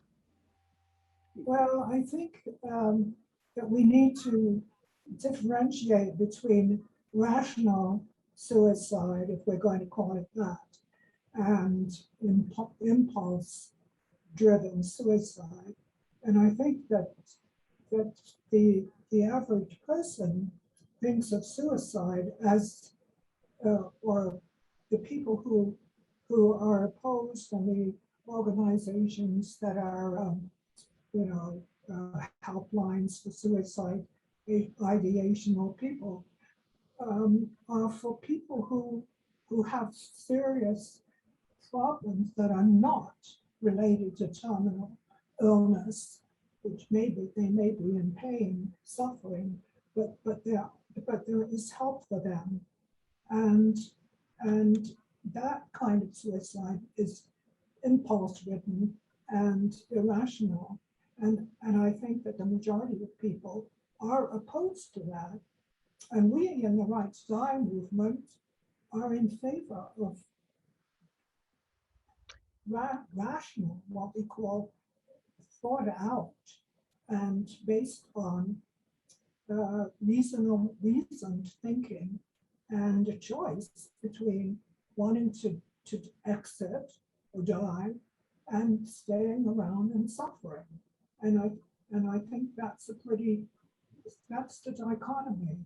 So, and I think that suicide is really not a valid word that we should use in the Right to Die movement.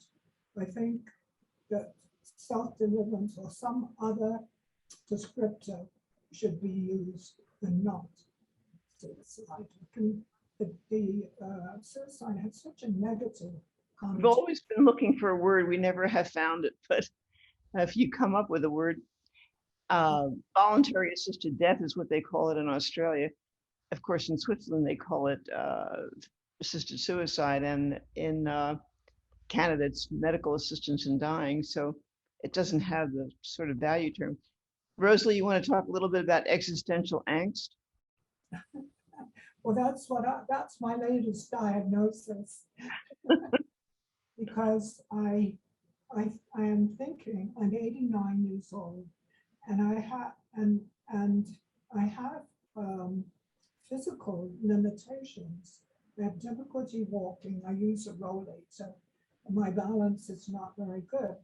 But I don't have any systemic illness. I don't have heart disease. I don't have anything, no cancer. And there are days when I feel like I just would like to go to sleep.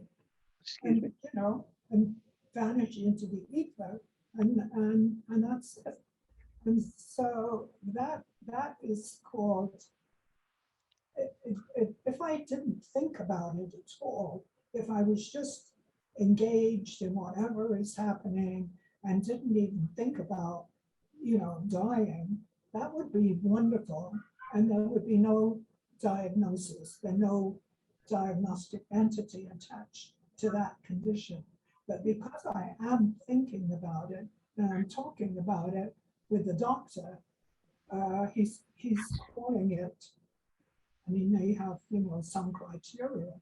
He's calling it existential angst. And it may be that I am anxious about dying. I don't feel anxious. I talk about it, you know, I feel that, you know, I'm going to die one of these days, hopefully sooner rather than later, because I'm not able to do all the things that I would like to do, although I am engaged. And people tell me, you know, when I talk about it, they say, oh, you're going to live to be 100. Well, I don't want to live to be 100. I'd like to live to be 90 and then have a nice party and kiss everybody goodbye. And I might just orchestrate that. But other than that, I don't know what, really, I don't know what existential angst is. But it was a very interesting diagnosis when you told me. Yes, but I know what the definition is. It means anxiety about, you know, being. So I think it was because my GP didn't have any suggestions for what I could do to, you know, improve things. And I think it was like, you know, he'd come to the end of his tether in terms of what he could tell me, right? You know, to help me. And I think he's the person who has the problem, not I. Good point. Anybody else? Wendy's nodding. Deborah? Hi, yes. I have a question. I was wondering, what can we do to get the laws in California amended and also bring awareness to the public about this issue? I mean, as you know, an individual, what can I do? Compassion and Choices is the organization, and also Death with Dignity National Center. Both of these organizations have a great deal of money, and they are very persistently pursuing these laws throughout every state in the country. And that's admirable. What upsets me is that the laws keep being the same laws with very little progress in the laws, nor will they really discuss the deficits in these laws or compare them with laws in other countries. So I would say to lobby Compassion and Choices, and then to support us, because we take an eclectic position on all laws. We try to give people the best advice that we know about where to get help in dying, and it's not necessarily confined to the Oregon model. Final Exit Network. We often refer people to Final Exit Network because that's a completely different model,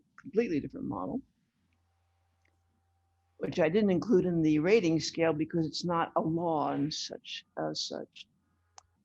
So I don't know, let's keep talking about this. I mean, we're happy that we have the End of Life Option Act here in California, and I personally know people have taken advantage of it, and that's a blessing.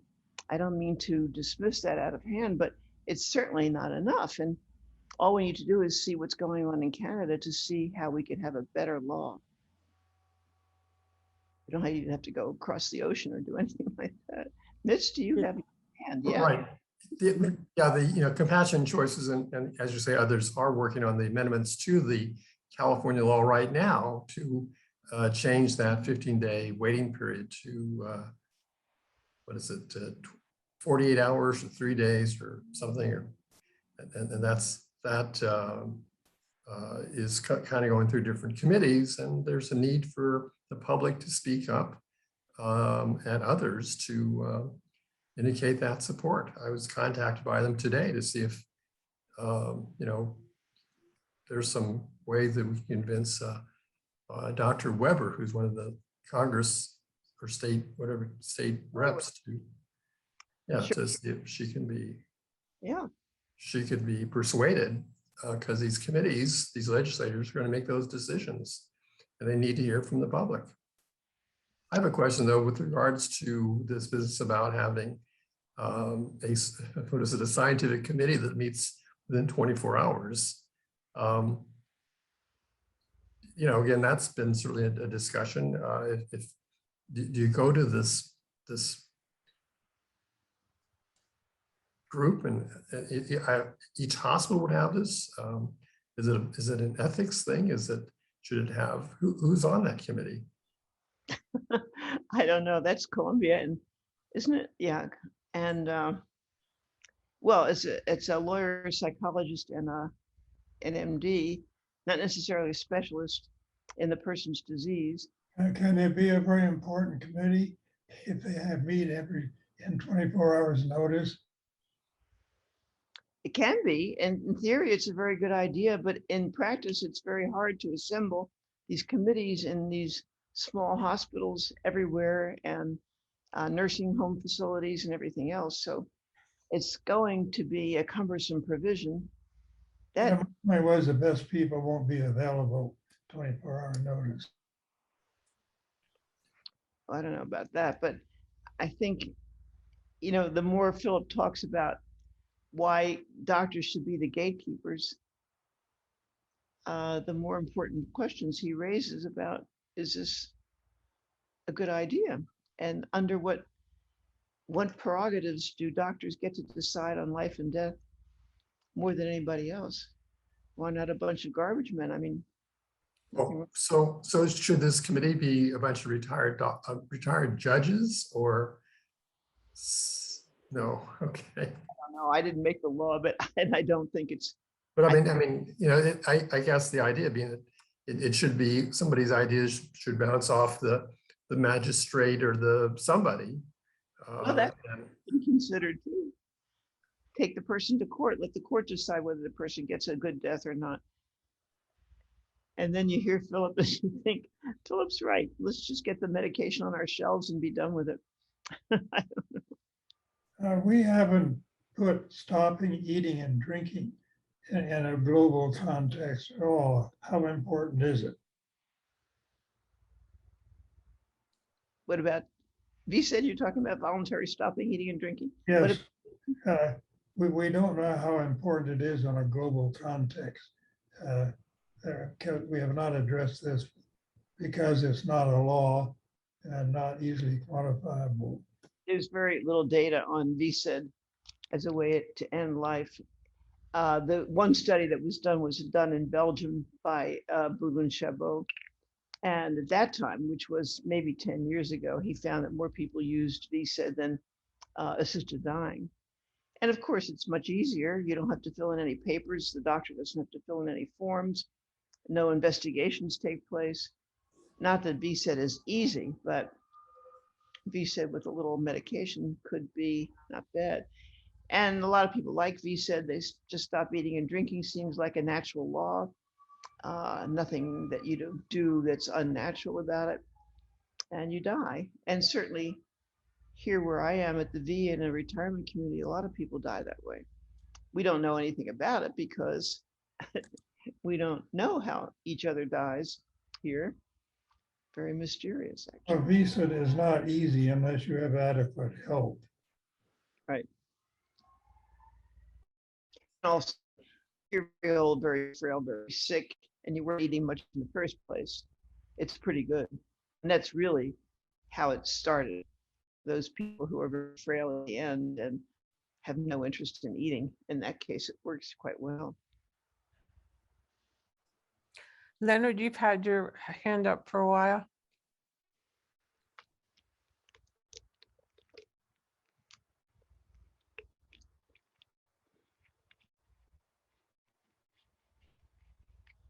You need to unmute, Leonard.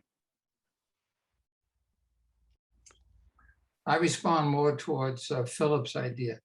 I find it abhorrent that another human being is going to pass judgment on someone else, whether that person could or should or whatever commit suicide or end their life.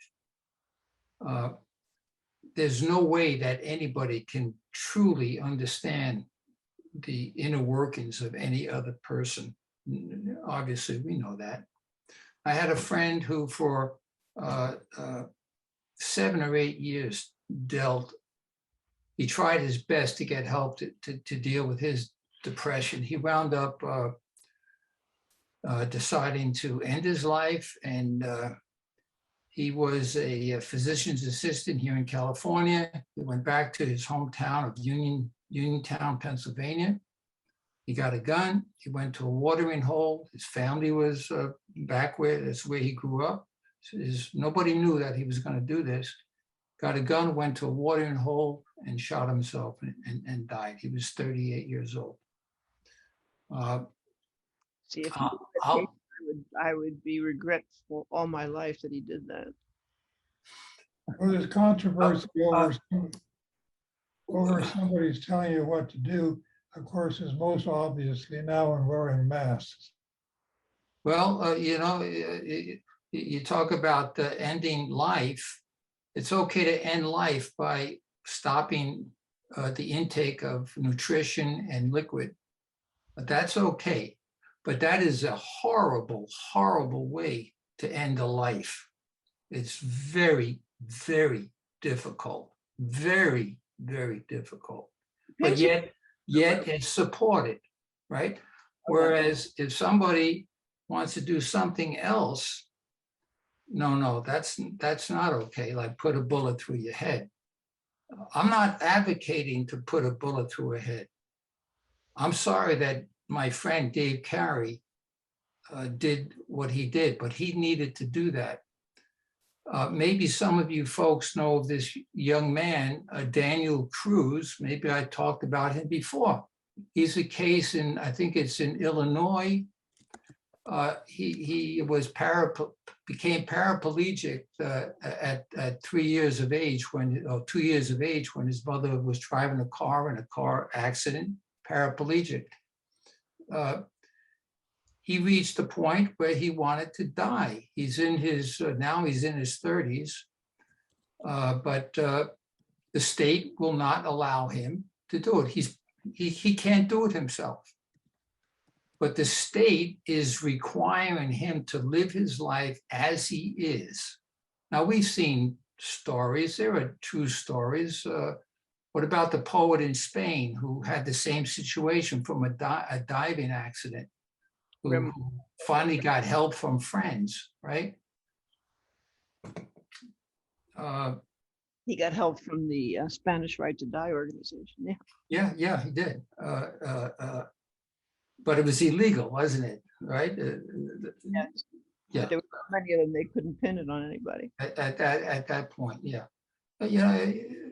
Listen, we're here, I'm here because we all have the same goal, and that's to have laws passed, at least in this state and maybe elsewhere, that will truly give us a compassionate way to have our life end, surrounded by loved ones if they wish. That's what I truly want. The reason doctors get into this thing is because the best way to do it is through medication, which is no longer even available to us in the United States. Now we have different kinds of medication. Yeah. And to prescribe medication, you have to have an MD degree. So that's why Final Exit Network does not use medication as a method. But I understand. I'm a member of Final Exit. But here's something else that's interesting. Doctors, pharmacists, people in the health field, they have, I know a few who have their stash that when they're ready, they will use it. I am not in that profession. I do not have any kind of a stash whatsoever, right? So if the law doesn't help me when my quality of life is such that I don't want it, I don't have anything else except some. Yes, you do. There, first of all, there's a book called Final Exit, 3rd edition. Now it's tells you all kinds of things to do. Yeah, I know. Phillips' Peaceful Pill Handbook tells you all kinds of things to do. There is VSED. There is the use of nitrogen, which is explained in Derek's. Yeah. So you do have choices. You can go to Switzerland, for example. I mean, there are choices. But that's suicide. That's. Well, I don't know what you call it. You do have choices to end your life peacefully. Yeah. It doesn't have to be violent. You don't have to be alone. You know, it can work. Why do we have so many suicides in this country? That's a very good question. Right? Because to people, they don't have what you're describing, Faye. They don't even know about us. They don't even know that there are people who really are working hard to create. That's not wondered why there's so many suicides in this country. The people who commit suicide find a way to do it, and they do it. And the reasons they do it are something else. That's not what we're talking about, methods here. Okay. Yeah. Mitz, we haven't heard from you. Mitz is a doctor that's been with us since the very beginning. 35 years ago, when we started the Hemlock Society in San Diego. He was at Kaiser. He's retired now, and he's not on our board anymore, but he's very active around here. So tell us what you think about all this, Mitz. Thanks a lot. Deborah has her hand raised. Deborah, did you want to say something else? No, sorry, I forgot to unraise it. Okay, and Nora does as well. Okay, maybe you're ready to hear from me again. Yeah, I did want to address the VSED issue as to whether it's a terrible way to die or not. It can vary an awful lot. It can actually be a pretty simple and natural progression toward death, or I'm sure it can be very problematic, depending in part on the current health of the individual who is passing from this life. If they're quite sick and thin and maybe malnourished toward the end of life anyway, and what they're trying to do is get away from some really troubling symptoms at the end of life, then I think it can happen pretty easily. I've been caregiving people who seem to be in that situation, and maybe the family would come in and want to poke food into them, which I would then get back, you know, when I was caring for them, because really their organs were shutting down. So yeah, sometimes really people are past feeling very hungry or thirsty, and with support, VSED can be a pretty natural ending. On the other hand, you know, I've heard stories, and I think, yeah, it can be very very difficult and prolonged. I have heard of those situations. One thing for sure, it requires caregiver or caregivers, probably caregivers, because it's likely to be round the clock. And not everybody has caregiver or caregivers or the money to acquire that level of caregiving. So that I see as a real issue, and a reason that I'm hoping to learn more about the nitrogen gas, but a speedier method that can be carried out by oneself or someone close has a lot of appeal. We would hope that people have thought through that choice. We would hope that, maybe people have made peace with their families or whatever. Can't always guarantee that, I guess. But then I don't think we'll ever be at the point where we can always guarantee that people have completely thought through their actions, taken every possible route towards solution that they could. But there seems to be a continuing number of people who feel the need to end their lives. And I sure believe in presenting ways that can peacefully happen. And it really concerns me when I hear something about 30 days or 60 days or 90 days or something. When people are really suffering, and again, I don't know if you've cared for anybody who's really suffering, but if you have to watch that day after day, it's pretty horrific. It would be a real shame to force people to continue to suffer severely day after day. If I would suggest looking at our website, because all of our previous meetings every month or every other month. Yeah, a lot of great material. Thank you. I'll mute. Yeah, thanks. Helping people die at home is very helpful, and several of the ones we've had several on VSED. All is not lost, and that's what we're there for. We've been there for 35 years to help people figure out. I see Dina Smith's hand raised. I used to know her father-in-law very well. Unmute. Am I unmuted now? You're fine. Well, this is precisely the problem with VSED and also with the nitrogen. If you are a very private person and you don't have family and you're all by yourself, this is not a way you can do it. Because you would have to bring a stranger into your life for the duration. And sure, if you are if you're close to death anyway and you're suffering physically, it's a different matter. But you're not suffering physically. You just want to exit because you've had enough of life. You haven't got choices, and going out a gun, that takes a lot of courage. And I wouldn't do that either, but it's not easy to find a method that you can do when you don't have family. And you live by yourself and you're a private person. That's all I want to say. Be able to help. Miss? Final exit. With regards to that comment about, again, a lot of private people who don't have family or friends that can help them with VSED. And also with the comment that it looks like VSED isn't all that terrible based upon the anecdotal stories. The palliative care hospice people are now coming on board with that.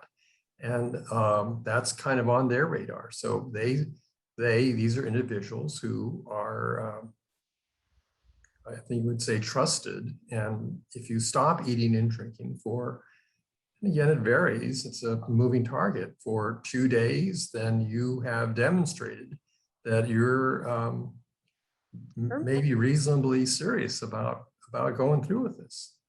So you can contact, I would suggest contacting a hospice in your neighborhood right now and finding out, what's their position on VSED. You can do that, and it will also help kind of poke them in the, not the eye necessarily, but poke them in someplace and say, gee, the public is interested in VSED. So you can call them or contact them and say, gee, what's your position? If I stop eating for 2 days, 3 days, and would you accept me onto hospice? Because one of the criteria is to be, have a life expectancy of 6 months or less. And if I continue on this track, I'll be gone in two weeks. And I just want to be kept comfortable. So will you put me on palliative care? I was at the first national conference on VSED in Seattle a couple of years ago. And there was a whole panel of palliative care folks on one of those panels. And they said, sure, we put them on hospice palliative care. If they change their mind, it just takes a minute for them to sign a paper saying they're off. They're off the hospice. I understand what you're saying, but it takes a long time that you have to have somebody, you have to care. You can't do it by yourself. You can't. Oh, that's right. So the next, the weeks you have to have some strangers around you. Okay, right. So you have to have, but so you have to make some contact. So the other thing that hospices are now kind of thinking about are these end-of-life doulas. And these are individuals who, again, have a career or path interest in that. So maybe you can make friends, whatever's, with a growing new kind of profession. So I would suggest you ask around and see if there is some person that would be willing to kind of help you line up your ducks. I understand because I've checked into all this, yes, and I understand what you're saying, but you're giving up your own life because you can't do it by yourself. You can't be alone. Yes, I agree, and right. There's got to be somebody there all the time. Right, and these end-of-life doulas have been at the bedside. I've been at the bedside for many people, and palliative care hospice organizations, that's their area. Yeah, so contact the local hospices. I understand, Ms. You go into a coma after 2 or 3 days anyway. And there's no discomfort, you're not aware of it. You still need somebody to keep your sheets cleaned and so forth, but there's no discomfort after that. Proper care, your mouth watered and so forth. I understand it's not that bad. And I think, again, the end-of-life doulas, again, depending upon, and it's a right now growing, I don't know, profession, specialty, something. I fully understand that. As I say, I fully understand what you're saying. The problem is it's not only 2 or 3 days and you go into a coma. My father-in-law did that, okay? And it took him 2 weeks to begin with before he was getting close to being in a coma. And then, unfortunately, it took even longer because some of his family members sort of broke down a bit and gave him something to eat. But if you ingest food. But at first, it was at least a week with absolutely nothing, and he didn't go into a coma. So I know it is not an odd given that you go into a coma after 2 days. Did he take any water during that week? Not to begin with, no. No, he took nothing. 9 to 14 days from the last intake of fluid. It can. It's nice to have a doula who can give a little morphine. That would be nice, but they don't do that. Right, unless they qualify to be on palliative care at hospice. And then you can get a pack from the hospice, and they can give you some sublingual morphine or whatever it is. That means 6 months to live or less. Okay. To get into hospital. You will be 6 months or less to live if you start VSED. Not necessarily. Again, I will say that I've discussed with some local hospices, and they said, yes, we will take someone on for for this. And again, 3 years ago. Not terminal? Who is not terminal? They will become terminal once they start VSED. So once they start, and by start, I don't mean start, within minutes, having demonstrated that you've stopped eating and drinking for a day or 2 days or whatever it is. And again, that's something you have to find out with your local hospice. And so I would approach them and see if they would accept you if you chose to go that route. There's a lady who says she's 90 something and wants to and then just contact the local hospice and they're moving in that direction. You have to be ill. You have to be ill for hospice to take you in. No, you can't just walk to hospice and say, okay, I want to end my life by. Let me clarify again. You can contact, and I would encourage anyone who's here just to contact your local hospice and say, I don't have a terminal illness, but I've heard of VSED, and if I choose to stop eating and drinking and die by dehydration, which I understand can take 2 weeks, would you admit me at that point to a hospice palliative care? Once I've now demonstrated that I'm going to stop eating and drinking, and I'm serious about this. It takes a little bit of, being serious about it. By the way, it's not, it's not plan A, it's plan B, but I think, again, we've heard this from a variety of hospices. It's 2 hours. It's time. Anyway, I have to go. You're welcome to stay and talk to each other. I don't think this is going to be solved right away. We've been in business 35 years. We've been telling people how to die peacefully all that time. And if you sort of missed the message, go back and see some of our programs. It's not impossible. It's difficult, I agree. And we always converge on this aspect of no matter what I show, no matter how worldwide it is, it always devolves into how do I kill myself, which is fine. But let's sort of concentrate on the bigger picture. So I'm going to say goodbye. Thank everybody for coming today. We're finished with this series right now. We'll keep your name on the mailing list because we may have another series to start on different aspects of end of life. So thank you very much. And thank you. Thank you. Are more than welcome. Thanks. Contact your local hospice. Can we stay talking? Sure. Ken, leave the camera on. Okay. What you just brought up to me is a new understanding, and I will check with some of the hospice in my area, but isn't that a form of suicide?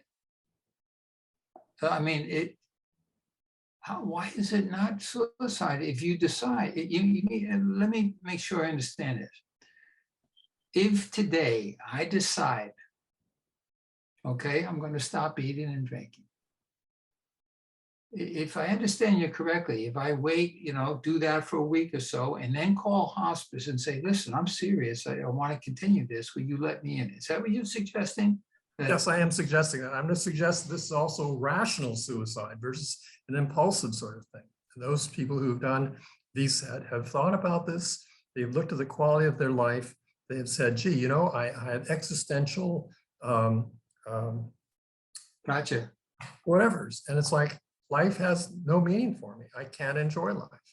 I'd like to take this option. I would approach them before you initiate VSED. Yeah. I would approach them and say, okay, I appreciate this is what your rules of engagement are. I'm glad to meet you. I am a former, professor. I've written books. I've done whatever it is. Right. And these are the people that are approaching this stuff. Is very thoughtful people. And so you engage with them, their medical director, their whomever it is. Mm-hmm. And then you say, okay, and then you come back and say, you still with me? Okay. Medical director didn't quit last week. Okay. And That's on their radar. I have to finish this. Faye and I have a dinner obligation in 1 hour. So I'm the only one who can, as a host, I'm the only one who can stop it. Oh, okay. I apologize. All right.